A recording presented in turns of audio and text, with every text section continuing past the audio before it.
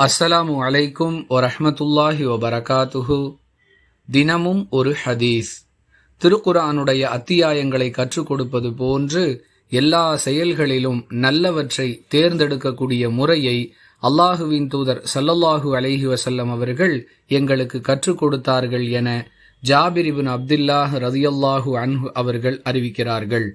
நூல் புகாரி, ஹதீஸ் எண் 1162. அன்பிற்குரிய அல்லாஹுவின் நல்லடியார்களே, நம்மால் இயன்ற அளவிற்கு நல்லவற்றை நாம் மற்றவர்களுக்கு கற்றுக் கொடுக்க வேண்டும். அதற்கு முன்மாதிரியாக விளங்கும் வகையில் ரசூலுல்லாஹி ஸல்லல்லாஹு அலைஹி வஸல்லம் அவர்களுடைய இந்த செயல் அமைந்திருக்கின்றது.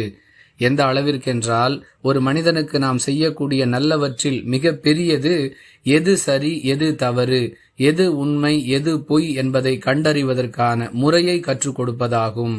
அதையே அல்லாஹுவின் தூதர் ஸல்லல்லாஹு அலைஹி வஸல்லம் அவர்கள் தமது தோழர்களுக்கு கற்றுக் கொடுத்திருக்கிறார்கள். எந்த அளவிற்கென்றால், திருக்குர்ஆனுடைய அத்தியாயங்களை கற்றுத் தருவது போன்று கற்றுக் கொடுத்திருக்கிறார்கள் என்பதை இந்த ஹதீஸிலிருந்து அறிய முடிகிறது. இதை பின்பற்றி நாம் மற்றவர்களுக்கு நல்லதை கற்றுக் கொடுக்கும் பொழுது கவனமாகவும் முக்கியத்துவத்துடனும் சம்பந்தப்பட்டவர்கள் விளங்கிக் கொள்ளும் வகையிலும் கற்றுக் கொடுக்க வேண்டும் என்பதும் இந்த ஹதீஸ் சொல்லக்கூடிய பாடம்.